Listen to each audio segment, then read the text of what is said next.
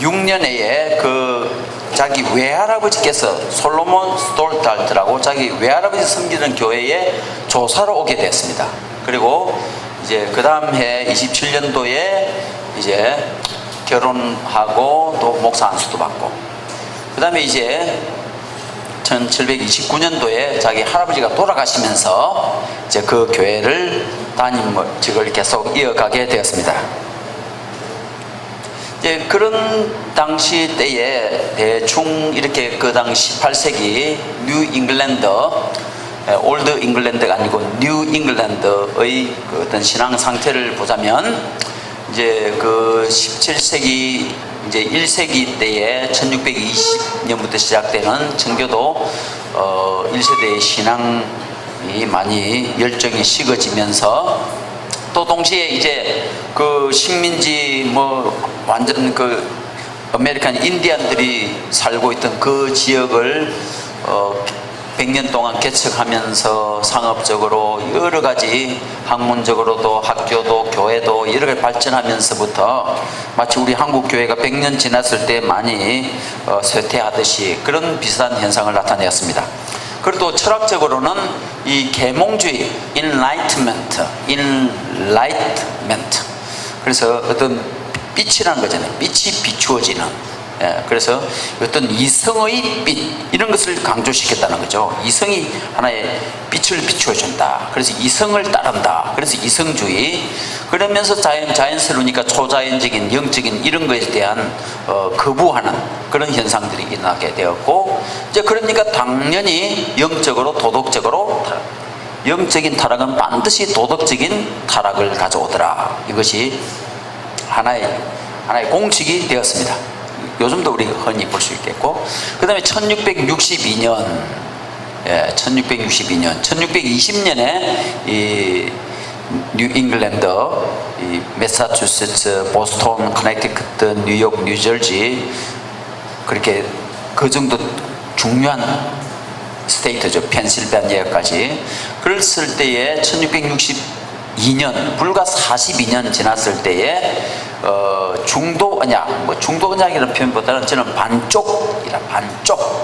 그 왜 한쪽 어떤 방향할 때 오른쪽 왼쪽 하잖아요. 반쪽이 좋은 거예요. 반쪽짜리 카버넌트다.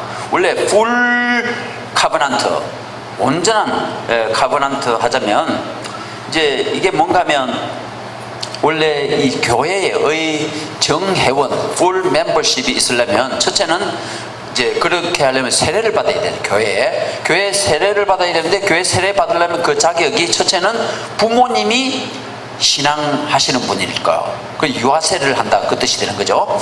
그 다음에 두 번째는 본인의 퍼블릭 프로페션, 그리고 공적인 신앙 고백을 해야 되는 거다. 그 다음에 세 번째는 이 사람에게 확실한 visible, invisible이 아니고 visible 컨버션, 눈에 보이는 컨버션이 있어야 된다, 이 말이죠. 확실한 거듭나고 구원받은 그런 증명이 되는 그런 확실한 구원에 이른 그런 사람이라야만 이제 그런 카버넌트로서 해당된 계약 내용이잖아요. 그래서 세례를 받고 교회에 정회해야 된다. 근데 문제가 뭔가 하면, 그 당시에는 저런 정회원이 교회 회원이 아니잖아요. 그러면은 엄청난 불혜택이 있는 거예요. 심지어는 군인도 못해요. 다른 일절의 공무원 이런 거 목사도 못해요. 당연하죠. 선생님 못해. 엄청난 불혜택이 있는 그런 철저한 청교도 시대였음을 여전히 그런 것을 볼 수가 있죠. 그런데 이제 이때부터는 이게 보면 솔로몬 스톨탈트 자기 외할아버지거든요. 외할아버지. 이런 분들이 앞장서서, 그러니까 그렇지 않으면 우리 후세들이 이 사회 진출을 못하고 발전을 못하니까 우리가 조금 저런 것은 우리가 양보해 주시다, 그런 방향으로 나가게 되었던 거죠. 이제 다행히 물론 이제 이런 것을 반성하자는 이런 개혁, 레포밍, 시나드 어떤 대회도 일어났지만, 여전히 이것이 중도 언약, 반쪽짜리 언약을 채용하는 것이 일반적인 관례가 되었습니다. 그래서 이 할아버지는 특별히 그러니까 성찬이 뭐냐, 세례가 뭐냐, 그게 의미가 뭐냐고 이렇게 묻는 거죠. 그러면서 자기가 하는 말이 이 세례를 받을 때에, 받는 순간에, 그리고 또 주님의 떡을 뗄 성찬에 참여하는 그 자체가 그 사람에게 구원받는 순간이 될 수가 있다. Converting ordinance가 될 수 있다. 사람이 회심하게 하는 그런 의식이다. 이렇게 돼. 아니 그런 말 우리가 항상 하잖아요. 이 떡을 뗄 때에 네? 질병도 낫게 하시고 네? 거듭나게 하시고 은혜를 있게 해달라고 그렇게 하잖아요. 또 그러면 또 반면에 그러면 아니고 그러면 그거는 뭐냐고 이렇게 또 말씀할 수 있겠지만 그럼 너무 길어지는 논란이 되고, 아무튼 그 할아버지는 이게 성찬 세례 자체에 상당한 구원을 일으켜주는 그런 능력이 거기에 포함되어 있다라고, 마치 오늘날까지. 그런데 이제 이 청교도 시대 때는 네, 그렇지 않았다는 것을 알 수가 있죠. 그래서 이제 그 정도라고 다음으로 지나가겠습니다.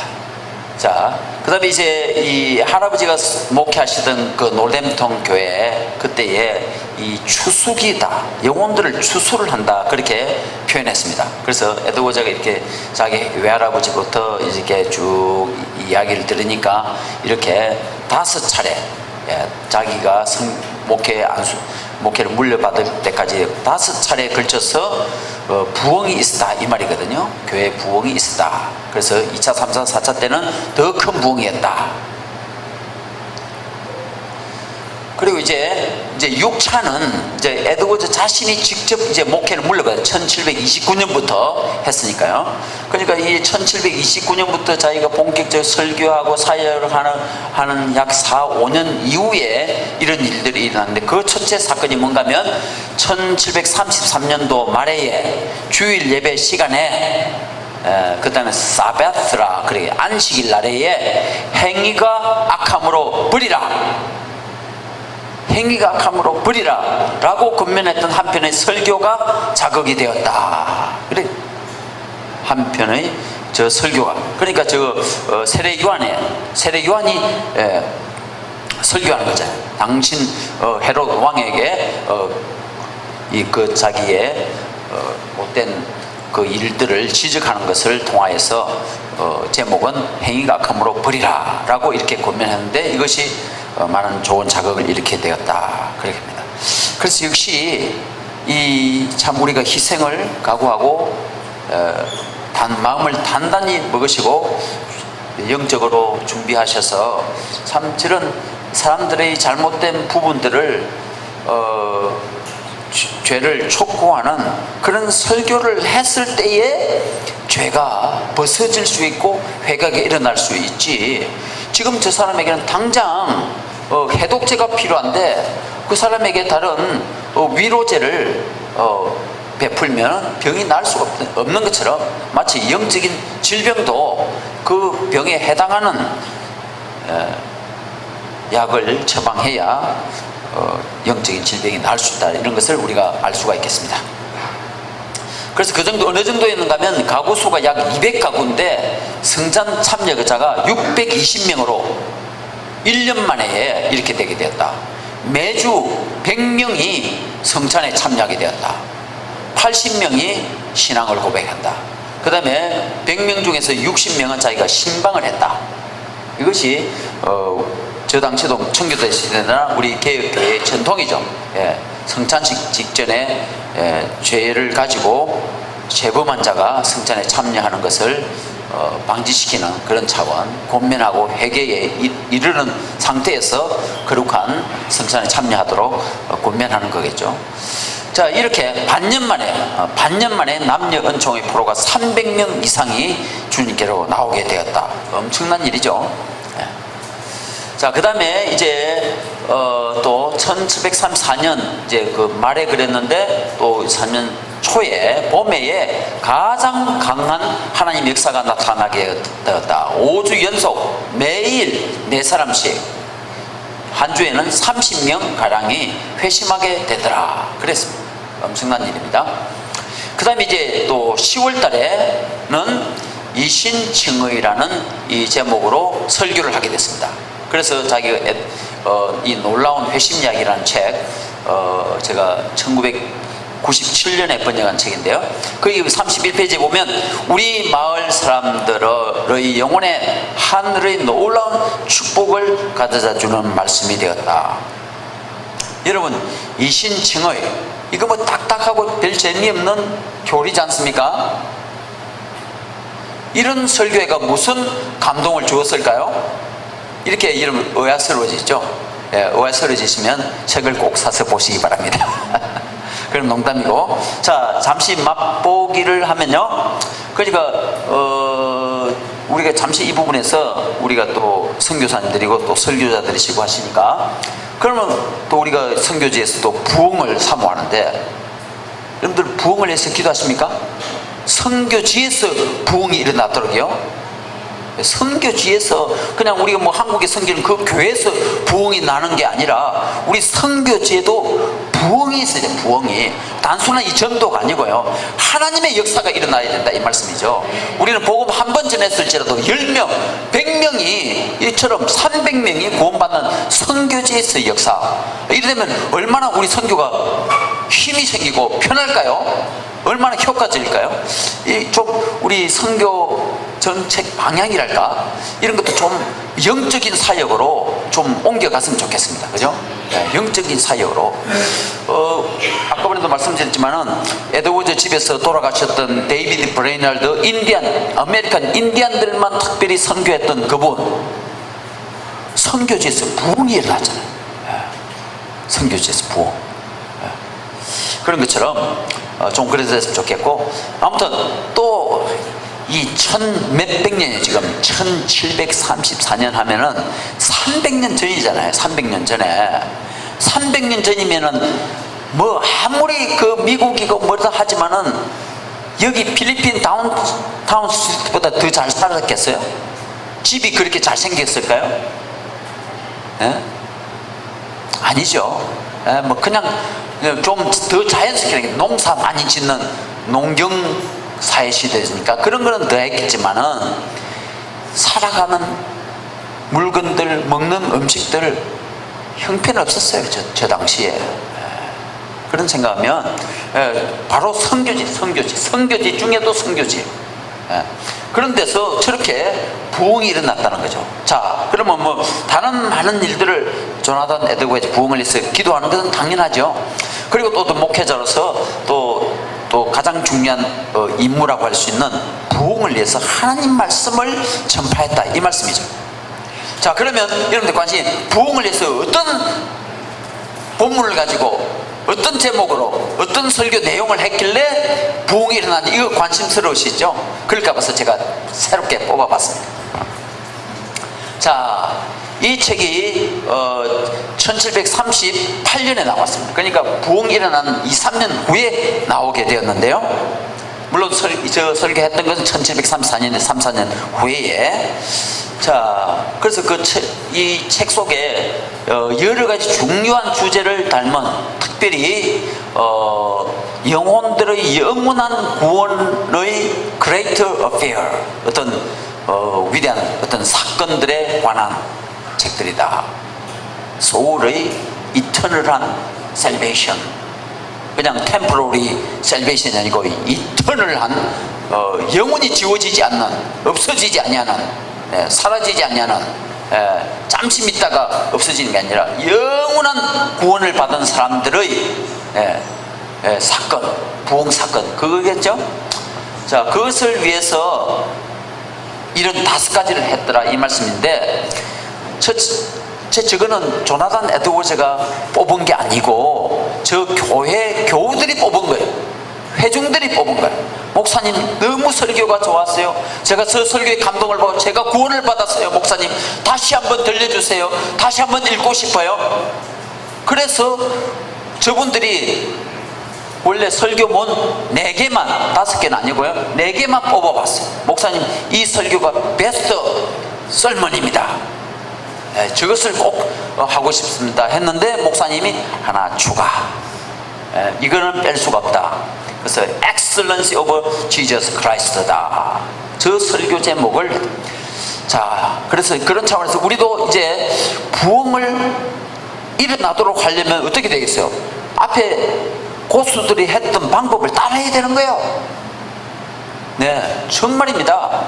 따라잡게 해야 됩니다. 따라잡게. 첫째는 무조건 모방을 해봐야 돼요. 그 다음에 하다 보면은 우리 자신의 또 특별한 여러분들의 특별한 은사들을 할 수 있죠. 첫째는 모방을 해요. 저는 그래서 이거 표절이라고 절대 말하지 않습니다. 네. 여러분 좀 해주세요. 제가 누가 말하거든요. 제한테 쫓아오세요. 저 정 목사가 시켜서 난 했다고. 정 목사는 왜 그 말했냐? 하나님께서 말해놨기 때문에 한다고요. 저는 그렇게 말합니다. 할렐루야. 하나님 지금 하라 해서 내 속에 있는 성령께서 이 말을 해라 해서 지금 여러분들에게 말씀하고 있는 겁니다. 틀렸습니까? 예? 뭐 목사님? 클래스메이트? 틀렸어요 이거? 예? 하나님 지금 하시는 거예요.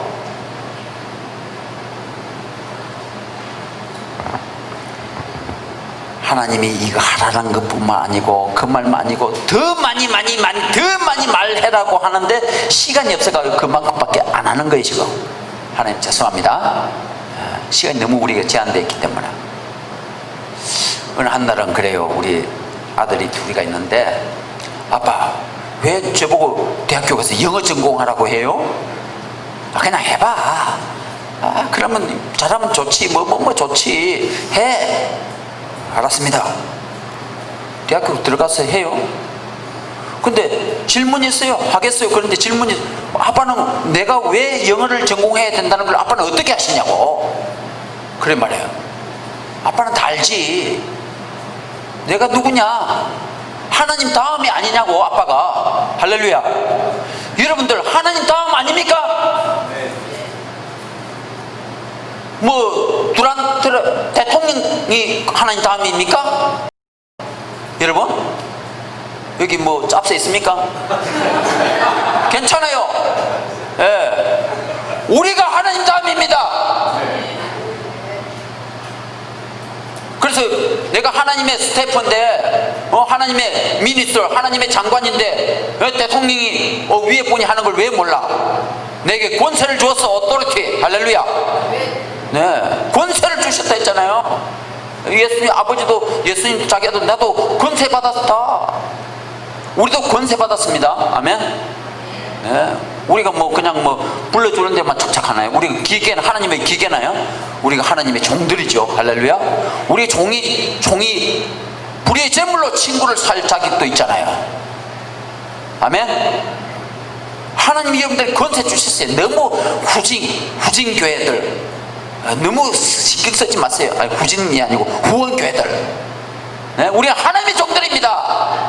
하나님의 일을 왔습니다. 여기에 우리가 꼴랑하게 말이야 돈 좀 보내준다고 우리 간섭 우리가 지면 안 돼요. 당장에 나갑시다. 아멘. 돈 모자라면 저한테 와요. 제가 참나. 우리가 자긍심을 가지고 정말로 하나님의 종으로서요.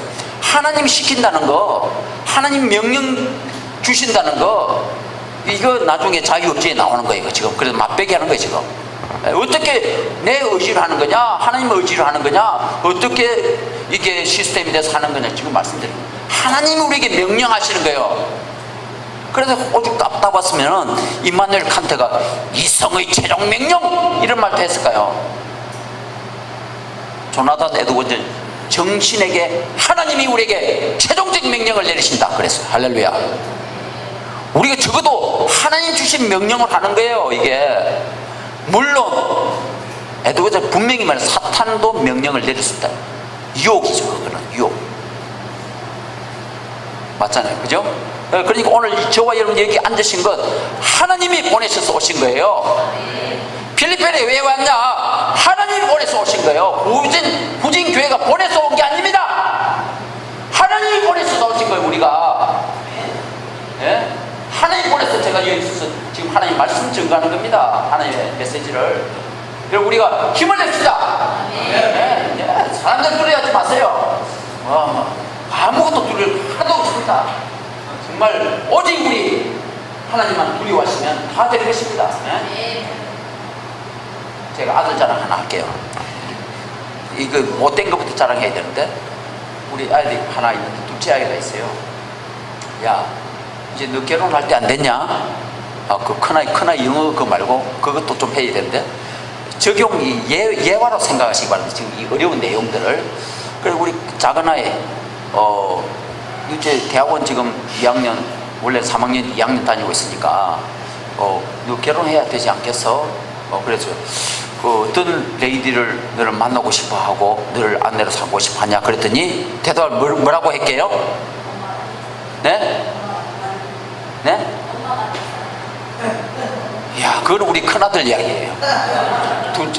아주 비슷한데 그건 나중에 스토리 나옵니다. 감사합니다. 예. 저는 이렇게 기대했어요.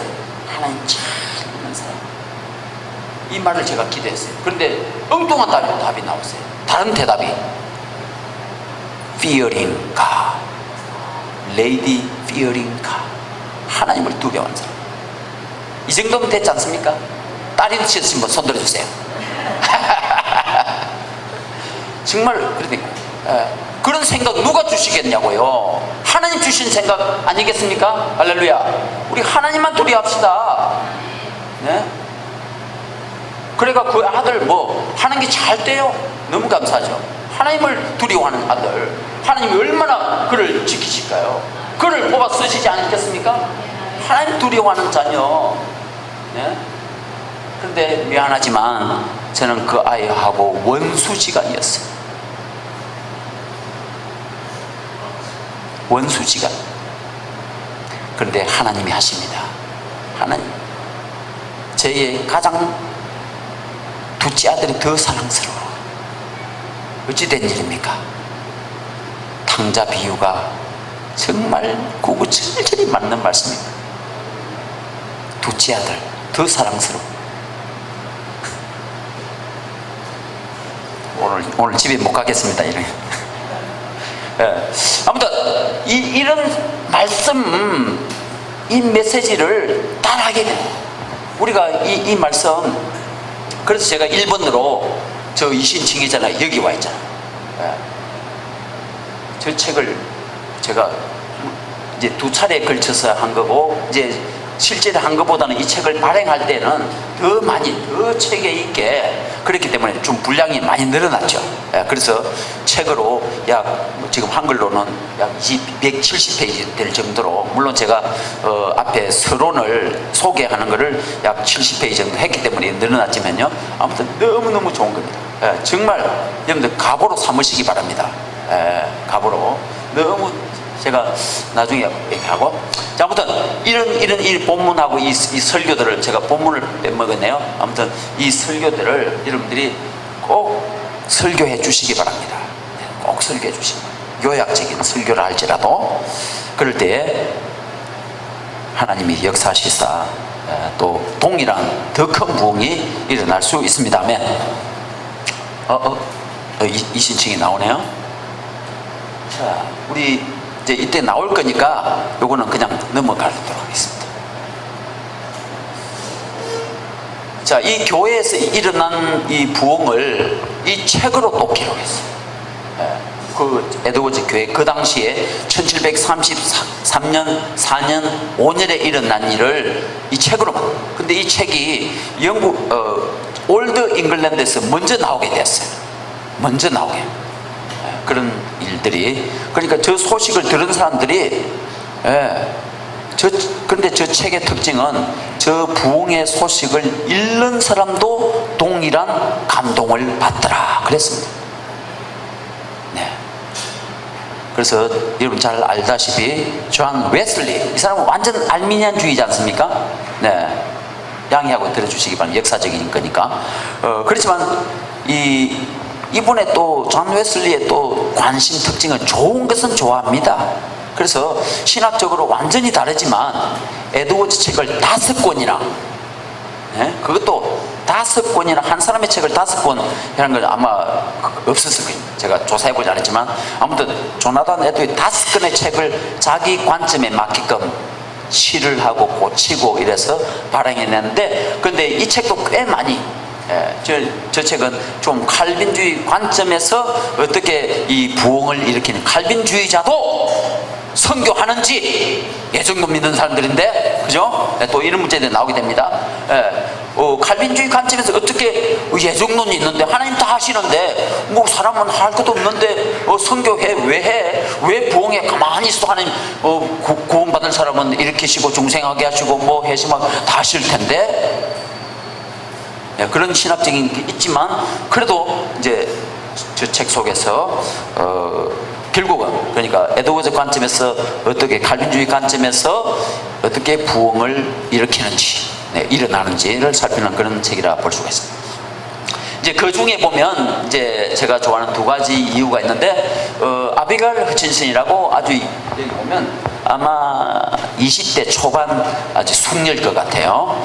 이 사람이 갑자기 회심하게 됩니다. 자기 오빠가 너는 중생의 regeneration, 중생의 은혜를 간절히 강구할 필요가 있다. 딱 이 관점 보세요. 중생의 은혜를 간절히 구해야 된다 이 말이죠. 그래야 중생이 그 사람에 일어난다 이 말 아니겠습니까? 꼭 그대로 알지 말아요. 여하튼 에드워즈도 자기 자신의 관점 속에서 글을 쓴 거 아니겠어요? 자기가 동의 안 하면 저렇게 넣을 수가 있겠습니까? 그러니까 중생도 칼빈주의자지만 강구를 해야 된다 그 말씀 아니겠어요? 그 오빠가 또 그렇게 충고를 했어요. 그래서 회심하게 되었다. 이 여청 다른 청년입니다. 또 다른 여청년이 있었어요. 다른 이 아비가일 말 그 외 다른 여청년의 회심에 대한 소식을 듣고 처음으로 회심하게 됐다. 또 다른 그 여청년 회심은 이곳에 많은 사람들에게 영향을 주었다. 이 소식을 아비가일도 듣고 큰 감동을 받았다. 다른 사람들의 구원 회심을 듣고 나도 저런 아름다운 구원을 받아야지 이런 마음에 감동을 받게 되었다 그 말씀이죠. 그리고 나서 그 여청년에 대한 거룩한 시기심이 아비가일에서 일어났다. 참 시기가 일어나도 여자들 간에 이런 시기가 일어나야 되는 것이다 라는 에드워즈의 여성에 대한 아름다운 관점을 또한 살짝 보여주는 그런 장면이 되겠습니다. 자, 이런 또 이야기가 있었고, 그 다음에 이제 또 피비 베베 바틀릿이라는 이 여자는요, 나이가 몇 살인가 하면 이 여자는 5살짜리였어요. 그런데 이 5살짜리 이 아이가 집에서 없어지는 거예요. 행방불명. 근데 좀 후에 또 나타나서 생갈뱅갈 놀고 있고. 근데 며칠을 계속 그렇게 하는 거예요. 그럼 어느 한날은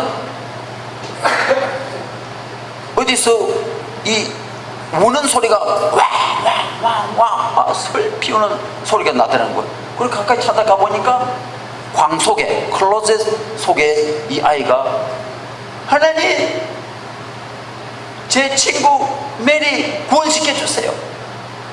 자기 다른 또 이웃집 친구 메리의 구원을 위해서 기도하더라. 할렐루야. 어린 아이지만 거듭난 영혼은 다른 영혼들을 사랑한다.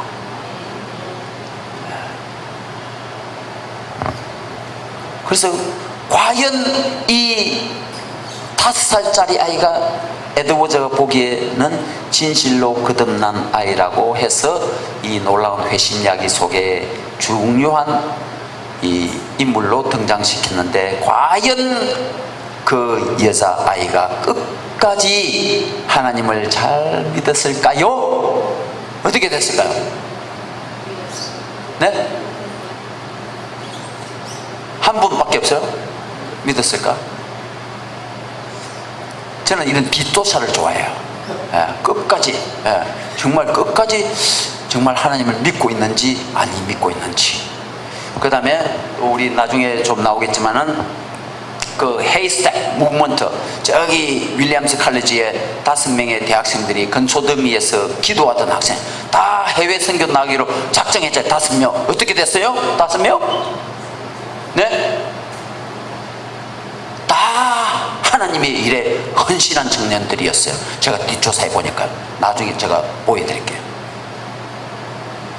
이 아이도 나중에 자기 동네에서 같이 자랐던 노아 팔슨스라고 그 당시에 군인하고 결혼해서 연한 자녀를 낳고 잘 살았더라. 그 정도밖에 못 찾았어요. 아무튼 저도 확신컨대는 정말 어릴 때 그런 사건, 가정 예배를 통해서 그 아이가, 그리고 또 자주는 저 아이가 부모님한테 자꾸 에드워즈 목사님 만나러 가자고, 시도 때도 없이 목사님 바쁜데 설교 준비해야 돼. 자꾸 목사님 좋아하나. 그랬다. 우리 교회 선교지든지 어디든지 저런 아이들이 있기를 바랍니다. 자, 그 다음에 이제 7차로 볼 수 있는 게 1755년 후에잖아요. 그죠? 1740년, 1734년, 34년, 5년 이렇게 부흥이 있었고, 그 다음 1740년도에는 한 5년 후에죠. 그죠? 그때는 조지 히필드를 초청합니다. 편지로. 초청해서 이제 이 교회의 부흥 사건을 경험합니다.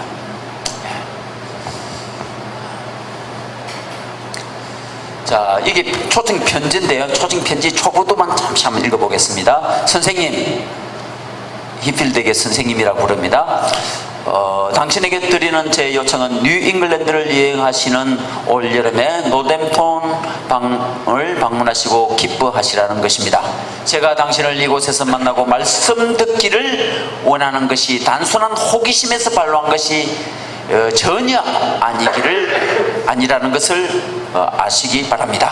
하지만 제가 들은 바로는 당신은 어디를 가든지 하늘의 축복을 대동하시는 분이라는 것입니다. 자, 에드워드에게 단순한 소문을 다 들었겠죠. 들으시고서도 그리고 또 이 히필드도 이미 제2차로 제2차, 7차를 방문하는데, 히필드가 그 올드 잉글랜드, 뉴 잉글랜드로 7차에 걸쳐 오는데, 이때는 제2차로 방문할 그때에 처음으로 이 에드워즈 교회에 방문합니다. 그때 여기 보면 말씀 듣기를 원한다. 그래서 말씀 듣기. 역시 부흥회의 꽃은 말씀이다. 설교 듣기를 원한다. 설교. 이 포인트도 챙겨주시면 좋겠습니다. 그리고 하늘의 축복이 있는 거다. 이 말씀의 향연을 통해서 하늘의 축복이 임하는 거다. 그래야 하나님의 뜻이라면 당신의 인격과 수고에 대동하는 그런 축복이 이 마을에 내려 내 자신의 집에 들어오고 내 자신의 영혼 속에서 받고 싶다는 강한 욕망이 있습니다. 할렐루야. 역시 에드워즈인 거예요. 내 교회 이게 문제가 아니고 내 자신의 영혼에, 그리고 내 가정, 내 와이프와 내 아이들, 이 부분이 있습니다. 다시 한번 중요한 포인트입니다.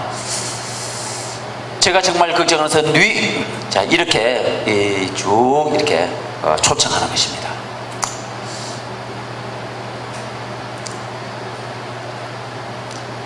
이제 그때 10월 17일인데 금요일날 도착해서 이제 월요일 아침에는 이제는 자기 아버지가 섬기는, 디모데 아버지가 섬기는 저기 멀리 떨어진 교회로 모시고 대동까지 해갑니다. 이제 그러니까 금요일날 설교하시고 또 토요일날 설교하시고 또 주일 오전 오후 2번 이렇게 설교하시고 또 자기 집에 찾아온 많은 분들에게 또 말씀을 다시 증거했다라고 그렇게 말합니다. 먼저 이제 어떤 현상들이 일어나게 됐는지, 그 중에 이제 먼저 조금 시간적으로 이걸 먼저 해야 되는데, 벤자민 프랭클린, 여러분 잘 아시잖아요. 벤자민 프랭클린은 크리스찬이 아니죠. 넌 크리스찬, 그냥 어떤 도덕주의자, 이성주의자, 계몽주의자 이런데 굉장히 앞선 사람이죠. 그래서 영국의 프랑스의 대사로 가기도 하고, 이 사람은 보스턴 출신인데 대학교도 졸업 안 했어요. 그냥 그랜머 스쿨 고등학교까지만 졸업한 사람인데도 상당히 똑똑한 그런 사람이었던가 봅니다. 그래서 필라델피아 옛날 그 수도죠. 거기 와서 이제 도서관도 세우고 또 신문도 만들고 또 어떤 정구를 발명했대. 정구를, 그 당시에도 정구를 발명하고 뭐 여러 가지 발명도 하고 또 인쇄기도 만들고 뭐 우체국도 이분이 먼저 시작하고, 하여튼 굉장히 천재적인 그런 사람이었다고 합니다. 자, 이 사람이, 그런데 조지 히필드가 야외에서 집회를 하는데 그 집회에 참여하게 됐다고 그래요. 여기 설교하고 있는데 참여했다. 여기 설교하고 있는데 참여했다. 그날 참여하고 나서 자기가 쓴 그 아우토바이오그래피 자서전에 이렇게 썼습니다.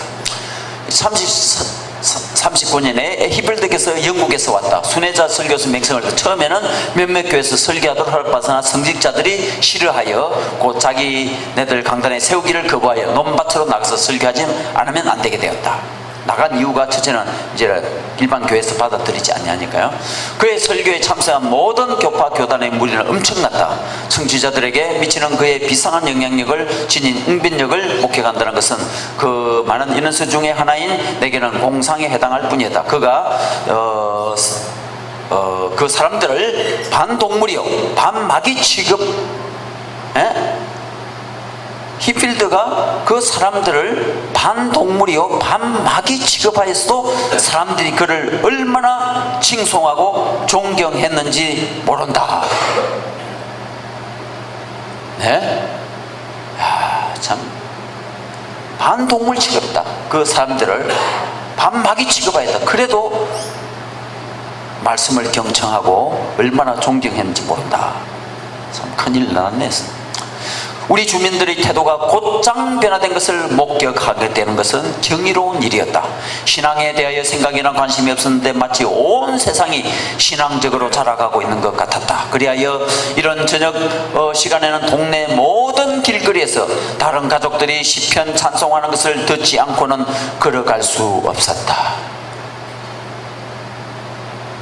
하루아침에 그 필라델피아 그 동네가 완전히 바뀌어서, 완전히 뭐 동네 집집마다 찬송가 소리로 울려 퍼졌더라. 그런 직접적인 광경을 고백하고 목격하고 기록했습니다. 또 이런 야사도 있어요. 그날 저녁에 휘필드가 얼마나 설교를 잘하는지요.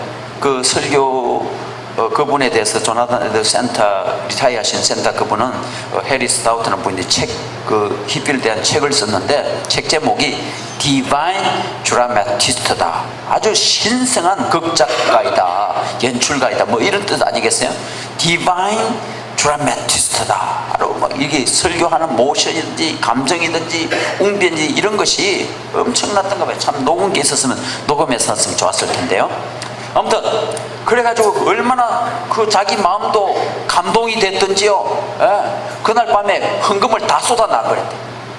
그래가지고 그 다음날 다른 친구들한테, 니들은 저기 설교 갈 때 돈 가져가지 마. 니도 털릴 거야. 니도 털릴 거야. 그랬다는 거야. 사실은 그 히필드가 자기 일을 위해서가 아니고 그 헌금을 모아서 그 사바나에 고아원에 이 건립하고 운영하고 그런 경우인데 친구들에게 니들도 돈 털린다니까 가져가지 마. 그랬다.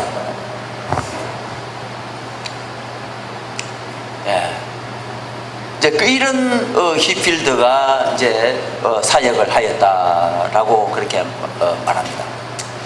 히필드가 이제 말한 몇 가지 중에 이제 이런 말들을 히필드가 하고 다녔어요. 교회가 이토록 죽어 있는 이유가 무엇입니까? 죽은 사람들이 설교하기 때문에 그렇습니다. 어찌 죽은 사람들이 산 아이를 낳을 수 있겠습니까? 이렇게 하는 거를 찰스 존스라는 아주 이성주의적인 그런 보스턴에 유명한 설교자가 있어요. 에드워즈를 많이 반대하는 그런 사람이, 그 사람이 딱 저거를 히필드가 저런 말을 하고 다닌다고 좀 비판격적으로 했는데, 아무튼 히필드가 저런 말을 했다는 거죠. 그러니까 그 사람이 이렇게 말한 거고. 그렇지만 상당히 여운이 남는 그런 것입니다. 오늘날 왜 교회가 죽어가는지, 왜 교회가, 한국의 교회가 타락해 가는지, 그 이유가 바로 저기다. 설교자들이 죽었어요. 전병욱이 죽었어요. 이놈 새끼 말. 왠가 하면 우모 목사님 내가 우리 한 클래스 했거든. 한 클래스. 죽여놓은 거예요. 한국교회를 완전히, 한국교회에 독을 쏟아 부어놓은 거예요. 설탕 발린 독을. 모르고 청년들이고 다 그 설교 좋다고 다 먹었던 거죠. 다 독에 취해서는 다 죽어, 영혼들이. 얼마나, 물론 그 전병욱 목사 혼자가 그런 게 아니죠. 다 그런 그 설교를 뭐라는가 하면 모랄리즘이라는 거예요. 모랄리즘. 도덕이, 종교, 신앙 이런 걸 다 우위에 차지하고 있는 거예요. 그 도덕적, 쉽게 말하면 도덕적 설교하잖아요. 거기에 예수 그리스도가 역사하신다는 게 있나요? 성령이 역사한다는 게 이거하고 상반되는 그런 그럴따리 도덕적인 연설, 이런 도덕적인 감화를 주는 것, 이런 것을, 그것이 복음입니까?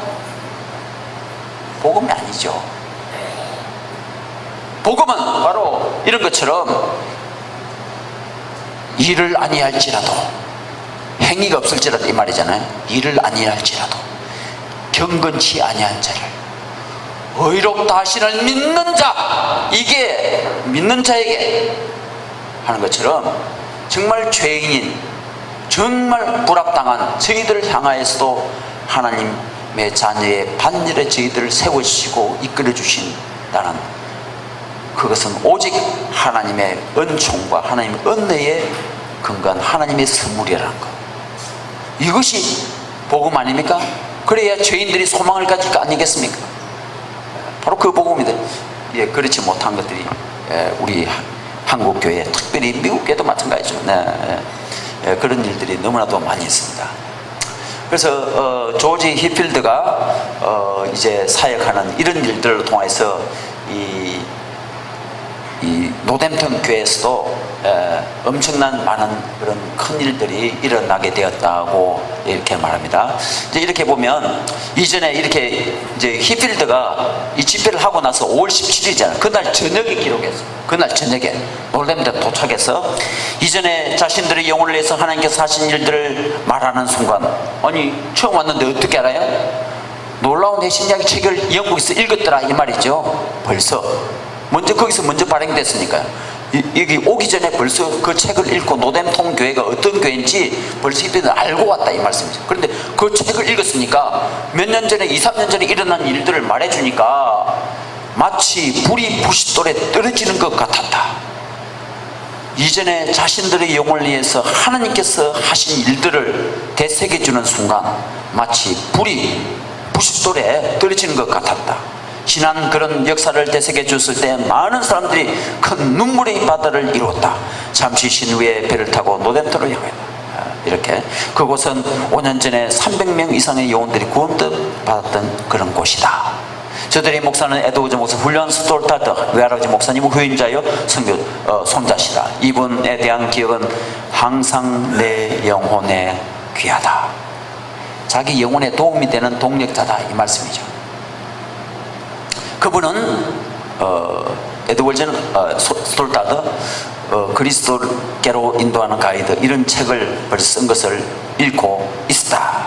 이 책을 권한다. 에드워즈는 확고하고 훌륭한 그리스도인이시다. 내 기억에는 뉴잉글랜드 전체에서 이 같은 친구를 만나본 적이 없다. 내가 그의 강단에 섰을 때 내 마음이 성도의 위로와 특권, 그리고 신자들에 대한 성령의 충만한 부으심에 관한 것 외에는 어떤 것도 이야기하고 싶지 않았다.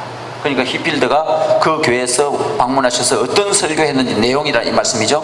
이 설교 외에는 다른 걸 할 필요가 없는 그런 훌륭한 영혼들이 모인 교회들이에요. 다.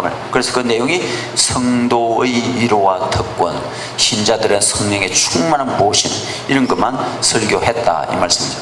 그들이 지난날의 체험과 그때 일어난 일 얼마나 열정적이며 살아있었는지 상기시킬 때 목사와 성도들이 다 함께 많은 눈물을 흘렸다. 그날 저녁 에드워즈 사택에 찾아온 여러 사람들에게 다시 권면의 말씀을 나누었다. 내 몸이 약해져 식욕을 잃어버렸다. 그날 저녁에. 그런데 나의 주님께서 세상이 알지 못하는 고기를 주셨다.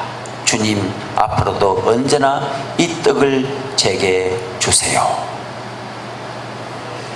이 두 사람의 특징이 히필드도 철저하게 자기 영혼 관리할 줄 아는 사람. 하나님, 그런 떡을, 그런 고기를 제게 주세요. 아멘, 아멘. 자, 이거 한 가지만 더 할까요? 또 하나님께서 기뻐하시면 이제 기도 제목이 바뀌었어요. 그 집에서 이틀 3일 묵으면서 기도 제목이 하나 바뀌었어요. 원래는 자기는 결혼 안 한다 그랬어요. 근데 그 와이프 사라 에드워즈를 만나보고 나서는 하나님께서 기뻐하시면 제게 아브라함의 딸을 제 아내로 보내주세요. 주님, 저는 제 자신의 선택을 내리고 싶지 않습니다. 아브라함이 딸 낳았나요? 이상한 딸을 구하는 거예요. 그 보니까 예수님이 18년 동안 사탄에게 무익했던 이 여인을 해방시킨 것을 사탄에게서 풀려난 그 여자를 아브라함의 딸이다, 이렇게 예수님이 누가복음 10장 13장 16절에서 그렇게 말씀하셨어요. 제가 찾아보니까 그랬었습니다. 아무튼 시간 관계상 지금은 딱 여기서 중단하고 오후에 이제 식후에 다시 증인으로 들어가도록 하겠습니다. 감사합니다. 죄인들을 지금 당장 당신들이 이 지옥의 불구덩이에 빠질 순간 찰나에 있는 금미 한 마리의 모습과 같으다, 이렇게 표현했습니다. 이 순간에 이제 금미가 이렇게 오르락 내리락 하는 것처럼 그 뜨거운 불구덩이 그 위에서 떨어질 찰나이다, 또 그렇게 말하기도 하고, 또 이제 그 활을 해서 화살을 이제 이 화살잡이가 이제 바로 놓으면 그 화살이, 진노의 화살이 그 죄인에게 이제 명중당할 그 순간에 있다. 회개하라, 죄인들이 주께로 돌아와라, 그런 설교였습니다. 자, 그래서 그 교회에 그런 큰 부흥이 일어나게 되고 영적 대각성의 한창 다른 지역으로 옮겨가는 그런 때였습니다. 그리고 요 사진은 바로 저기 누구죠? 빌리 그레함 목사님이 이제 그 1965년인가요? 이제 그 캘리포니아에서 이제 텐트를 치시고 야외 집회를 할 때에 처음으로 데뷔할 때 무슨 설교를 했는가, 그 이야기거든요. 어떤 설교했을까요? 설교 표절했습니다. 조나단 에드워즈 설교. 그 증거가 여기 있습니다.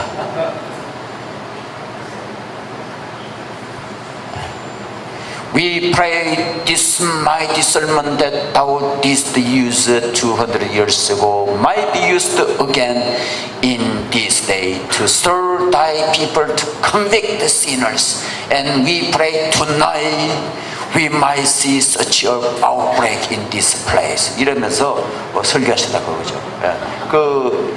방금 앞에 그 설교를 바로 계속 다시 거의 그대로, 그날 밤에 이 에드워즈 목사님이 설교를 해서 이제 드디어 빌리 그레함 목사님이 이 미국 전역으로 텔레비전 방송에 나오고 알려지기 유명하게 되었다는 그 이야기입니다. 그래서 여러분들도 부담 없이 조나단 에드워즈 거 가지고는 표절했다는 사람은 아무도 없을 테니까요. 마음 놓으시고 많이 하시기를 바랍니다.